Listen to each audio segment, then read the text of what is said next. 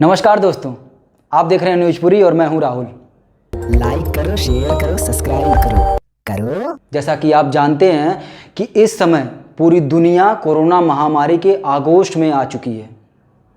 अगर आंकड़ों की बात करें तो अभी ताज़ा आंकड़ों के अनुसार 22 लाख से ज़्यादा लोग संक्रमित हो चुके हैं और 1,47,000 से ज़्यादा लोग मर चुके हैं।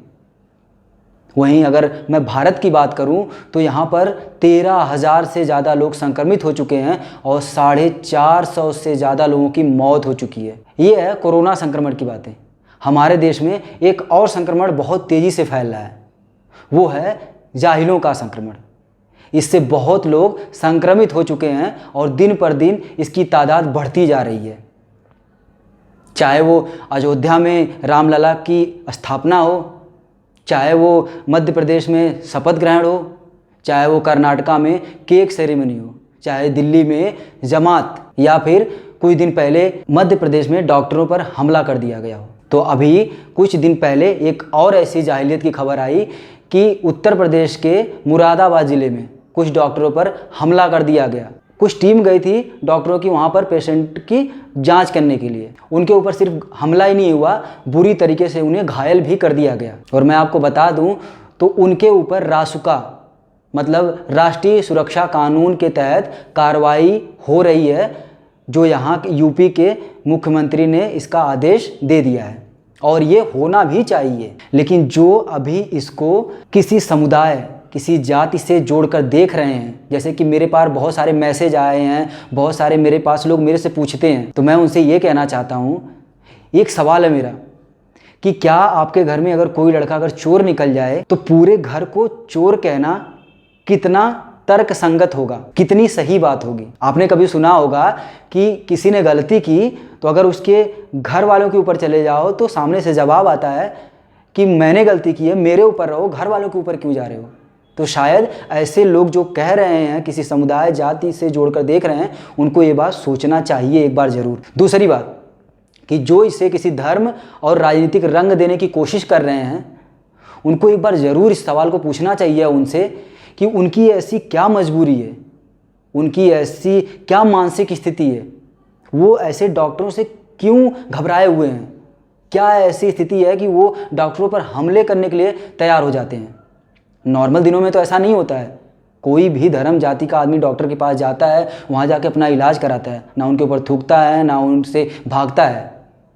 तो अभी उनकी क्या मनोस्थिति है, क्यों इतना वो डॉक्टरों से सहमे हुए हैं, क्यों डरे हुए हैं? ये उनसे पूछने की बात है, ये उनसे जानने की बात है, बिना इसको राजनीति या किसी धर्म से जोड़कर देखने के अलावा। तो इस जाहिलियत के उदाहरण के साथ मैं आपको एक और उदाहरण पेश करता हूँ।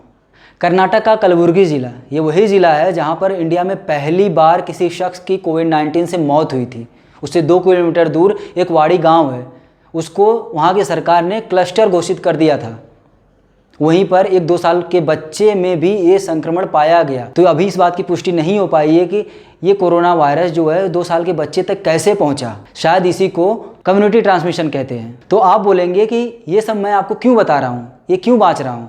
ये इसलिए कि उसी गांव में एक त्यौहार मनाया जाता है जहां पर मंदिरों से एक रथ यात्रा निकाली जाती है और उस रथ यात्रा में कई लोग शामिल होते हैं। और आपकी जानकारी के लिए बता दूं कि ये वही इलाका है जहां पर भारत में पहली बार उस इलाके को हॉटस्पॉट घोषित किया गया था। तो 1000 लोग इस रथ यात्रा में शामिल हुए थे। शायद ये बात इस गोदी मीडिया को नहीं पता है, शायद तिहाड़ी भाई साहब को और ये जो बैठ के चैनलों पे काँव काँव कौवे की तरह चिल्लाते रहते एंकर हैं, उनको ये शायद नहीं पता है। सिर्फ उनको हिंदू मुसलमान करने में बहुत मज़ा आता है। और आपकी जानकारी के लिए ये बताना चाहता हूँ कि जो मंदिर का ट्रस्ट है, वहाँ के 19 लोगों पर FIR की गई है और 5 लोगों को गिरफ्तार भी किया गया है। तो इस खबर के सिलसिले में आगे बढ़ते हुए मैं आपको अफवाहों से लबालब कुछ बातें बताना चाहता हूँ जो व्हाट्सएप यूनिवर्सिटी में बहुत तेज़ी से फैल चुकी हैं। एक बात ये बताई जा रही है कि रेलवे अपनी सेवा शुरू करने जा रही है।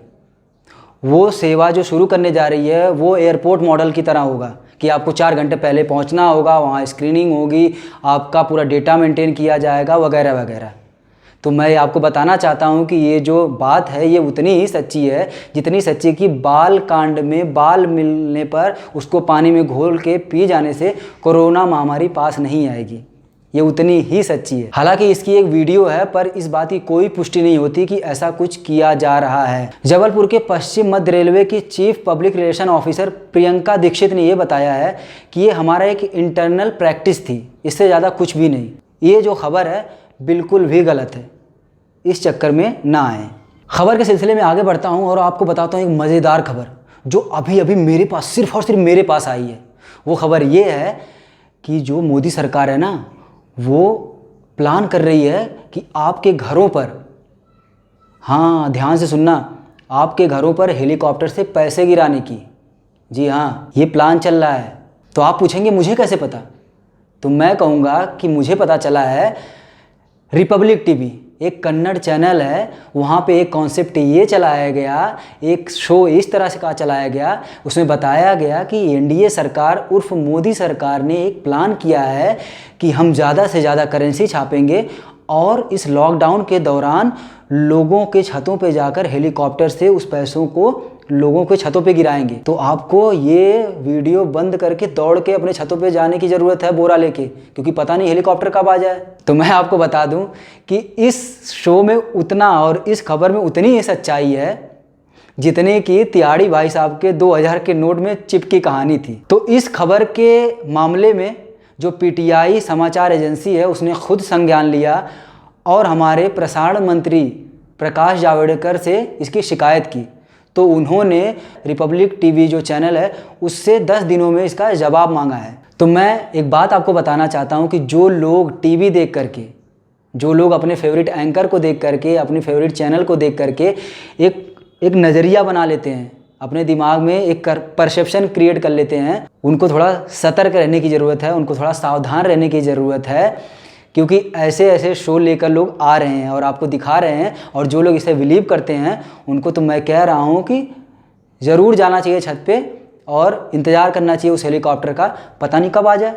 तो अगली खबर ये है कि जो लोग मज़दूरों का मजाक उड़ा रहे थे, जो लोग कह रहे थे कि बांद्रा स्टेशन पे मुस्लिम आ चुके हैं, वहाँ मस्जिद है, मंदिर है, अनेक तरह की बातें, जो लोग सोशल डिस्टेंसिंग की बात कर रहे थे, मैं उनकी बात करके उनको बताना चाहता हूँ कि अभी एक खबर ऐसी आई है, ये मैं नहीं कह रहा हूँ, इंडियन एक्सप्रेस का हिंदी वर्जन जो अखबार है जनसत्ता में ये खबर है कि योगी जी राजस्थान में जो बच्चे रह रहे हैं वहाँ पर कहा जा रहा है कि वो फंसे हुए हैं और उनके लिए 300 बसों का इंतज़ाम हो रहा है।